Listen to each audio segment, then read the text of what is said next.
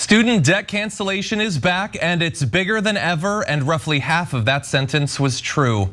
Now, Biden did announce that they are doing something, specifically wiping out $39 billion worth of student loan debt for about 804,000 borrowers. Those are both obviously large numbers, and if you don't put them in context, the full severity of the problem, they sound objectively good. We are gonna put them in context, but no, this is what he's doing. It's gonna be very helpful. We've already, earlier in the day, we're getting comments from people about how that's going to affect their debt, finally free them from that burden. And there's some other good details here as well, especially that unlike the prior rounds of student debt cancellation, you are not gonna have to go through any kind of application process to qualify for this. If you do qualify, your debts will be automatically discharged. This is basically like a ramping up an extension of previously existing income-driven repayment plans that can result in your debt being forgiven that were only really like there technically. It didn't actually work that way for the vast majority of people. The system was set up to not work.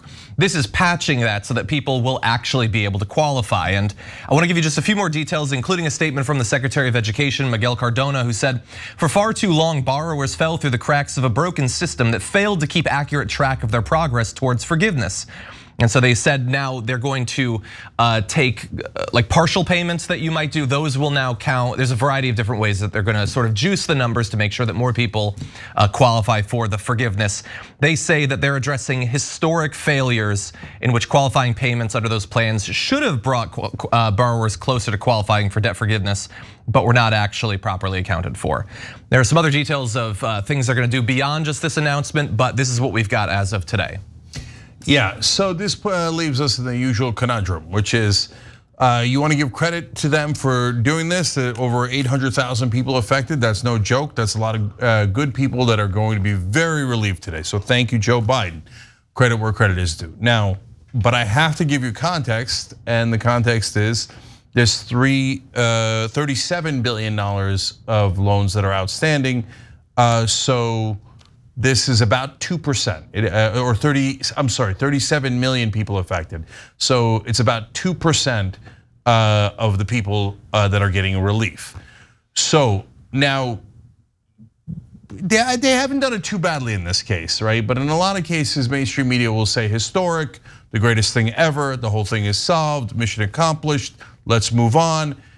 In this case, the articles that I read were more balanced, right? So I want to say credit for the 2%, but I really would love to address the other 98%. Now, to be again more fairness to Joe Biden, he has also done things in the past that have addressed about 3.4 million other people out of a total sample then of about 40 million. And so that's actually not 2%, that gets close to 10%, which is like that's the number I keep telling you, between 5 and 15% is what Democratic administrations do of their promises, very consistently. And so, and here we are again at this point. And I like that he did the other ones too, but man, I'd love the other 90%. So that's your truthful reporting that no one will like, because the moderate Democrats will scream, oh, it's never good enough for you progressives. Oh, we give you 2% and you want the other 98. And progressives will say, oh, you're helping Joe Biden by pretending this is real when it's nothing counts, et cetera. I mean, both sides constantly. And the right wing's like, helping students, we despise students. They're not even billionaires, right? So the truth doesn't make anyone happy, but nevertheless, it's still the truth. I think that's the best way to put that is no matter what you say about this, you're gonna make 98% of everybody else mad with your statement. But you're absolutely right. Like, listen, Biden had nothing to lose at this point to just go as big as humanly possible. And that's one of the things obviously that makes these, means testing and all of the other, smaller parts of it. That's what makes it so frustrating is he could have come out and said, listen, we're gonna forgive the student loan debt of just one person. I'm gonna pick a random person in this country. I'm forgiving their student loan debt. And conservatives would still be up in arms over that. They would say this is ridiculous, you can't forgive the debt. So it could have been one person or it could have been everybody getting their debt forgiven, and Biden's gonna be targeted by these Republicans. So why not just go big? They're gonna challenge it no matter what you do. So try to give us as much as possible. And again, you want to say this is great for the 800,000 people who are going to get this relief. They need it. It's going to change their lives, absolutely, no doubt about it. But there's also going to be a lot of people right on that cusp, because again, this is income based, that aren't going to get it. Yeah. And they're going to be left out because they're just a few dollars away from being in the same kind of financial dire straits as some of the other folks, wondering why not? Why suddenly, because I make $100 more a month than these people, am I not eligible? So you could have gone bigger, and that's the thing. You can always go bigger and then have it scaled down. But when you start with it already scaled down, that only leaves room to exclude more people as it moves forward. Yeah, I would say, Farron, if the students wanted the entirety of their debt to be canceled without conservatives having a problem with it, they should have had their student loan debt come in the form of PPP loans. Then it would have been fine. You could just wiped out the whole thing. Nobody would have a problem with it. But yeah, you're right. There are people who are not going to make enough money to really have a secure economic existence, but just enough to not be able to cancel out their loans based on this. And also, even if they do get the forgiveness, remember, it's not like it's an instantaneous thing. They've been making payments for a literal decade. I don't want people to be burdened by student debt for 10 years. I don't want people to have to wait a decade to be able to buy a home or move to a new city or start a business or change jobs without being terrified what's gonna happen to you. I don't want people to be burdened by that literally at all. And I'll also remind people, as we're adding context, so you threw out some of the overall numbers. For context, it's not like Biden's plan was, that's it, no more student debt. He wasn't canceling all of the student debt. He was canceling a good chunk of it, a percentage, but it wasn't a radical extremist plan, and this is a tiny fraction of that. One more bit of context, by the way, of the $1.78 trillion in outstanding student loan debt, which, look, some of that is public, some of it is private, so it's not apples to apples or whatever, but he's canceling the $39 billion. I just looked up randomly. The F-35 has cost over $1.5 trillion. One plane, $1.5 trillion. A country of students balanced against one plane that might or might not work.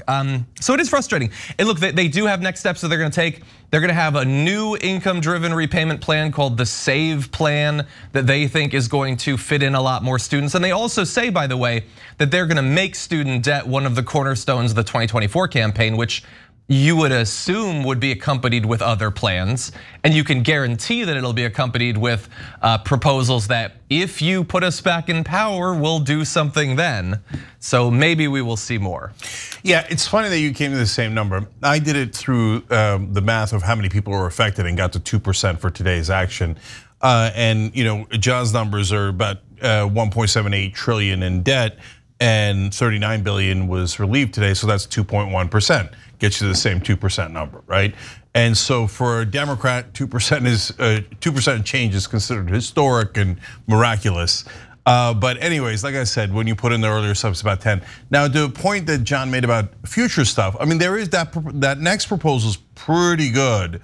It doesn't relieve all your debt. I would definitely go further, but it would reduce your payments in half for everyone, and then wipe them out after you've paid for 10 years. That's good progress. A lot better, but not yet. Okay, so look, the way that they framed it, it seemed half believable, because sometimes Democrats make promises. I go, there's no way they're gonna do that. Total marketing gimmick, 0% chance, right? No, the way that they explained this, the context made me think, they might even do that, okay? But then John dashed all my hopes when he made a great point just now, saying they'll probably hold it till the election. And like, oh, you want it? You want it? Elect us again and we'll do another 2 to 10%. So with Democrats, you always believe it when you see it. While we're talking about things that they could do through the Department of Education with these loans, if we're not gonna get to the point where we have debt-free college, which is what should exist, 100%, that should be where we're at. But if we can't get to that just yet, then the Department of Education actually has the authority to just say, okay, you know what? We're gonna cap interest rates on student loans at 0.5% forever. It'll never go more than that. You know what? We're gonna cap payments. You never pay more than $100 a month. And then we have these programs where if you paid solidly for X amount of years, at that point it's forgiven. They can do all sorts of little maneuvering through the department itself to make this burden lessened for millions and millions of people. And those are things that they haven't even discussed. So again, debt-free college, no student loans not even existing is what we should have. But if we can't get that, there's 100 other things the Department of Education could do that really haven't even been entered into these discussions, for the most part. And so maybe that's what they'll dangle in front of us ahead of the 2024 election. But those are also other things that they need to be considering and that we need to be demanding that they do. Let me throw out one question, because all of what we're talking about basically is executive orders, executive actions. I don't think, I understand why there's not a lot of conversation about what legislation could potentially be passed. I mean, the Republicans control the House. After the next cycle, they might well control the Senate too.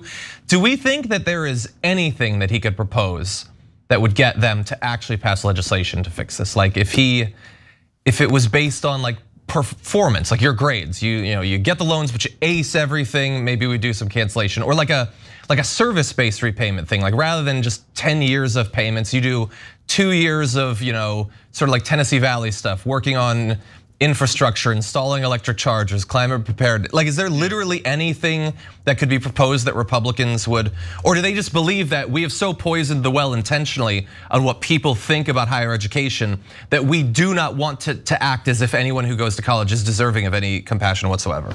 So the answer to that question is that it's a bit of a trick question, because the question isn't the substance, it's the style, it's the way that you try to pass the bills. So the suggestions that both Farron and John had are brilliant. They're great, and I hadn't thought of some of those suggestions, and I think that they're absolutely terrific. If you proposed it and then you just had a vote and you walked away, then the Republicans have a 0% chance of voting for it, none whatsoever. They would never do anything for the American people. I was gonna say, unless there was a gun to their head. One, I don't want to do violent analogies too much, but two, even then they might not do it. They just, now having said that, is there a way that you could pass it overall? I think yes. So wait, why? What's the disparity? Because you have to do the one thing that Democrats never do, which is actually fight. So like Biden proposes public option in one of the bills, it's at 84%.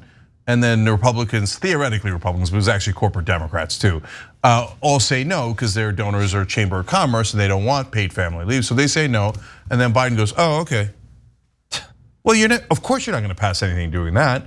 If Lyndon Johnson had said, oh, Dixiecrats, you don't want the Civil Rights Act, Voting Rights Act? Oh, okay. Well, then we wouldn't have them. Instead, he broke like half a dozen, 2 dozen, I don't know, a great number of kneecaps. Metaphorically, but with him barely, okay?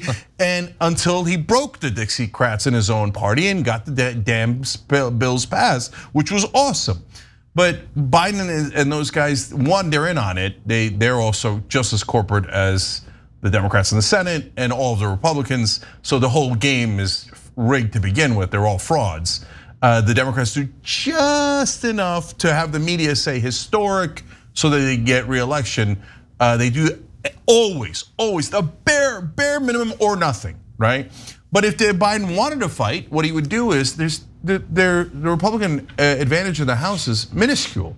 You would pick 4 or 5 or whatever the number you need is of vulnerable purple district Republicans, and you would do a massive marketing campaign and go, these guys don't care about students. After they cross the bridge, they want to burn it down so that none of your kids have the opportunity they had. You find out which schools they went to. You start saying, oh, this son of a bitch went to Harvard, but he doesn't want your kid to be able to have an opportunity. Settle down with all this debt and the albatross around your neck, and you fight and you fight. And these positions are actually very popular with American people until they bleed enough in the polls. Sorry for all the violent analogies. Okay, they're all metaphors.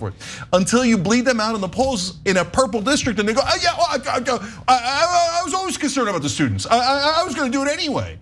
That's standard hardball politics. The number of Democrats who play that is 0. And honestly, they're either all complicit, like the Biden-Pelosi camp, or they're not very smart or strong. progressive camp. I've got a plan where you could get enough Republicans on to pass it today. It's a bad plan, but here it is.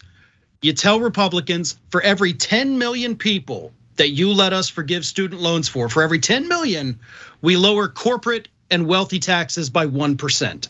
So you give us 50 million, we'll lower taxes by 5% for the same amount of years. So 50 million people get debt forgiven, 5% lower in taxes for the next 5 years. You go to 100 million, they get 10% for the next 10 years off their taxes. You get every Republican saying, all right, fine, we'll do that. The donors love it.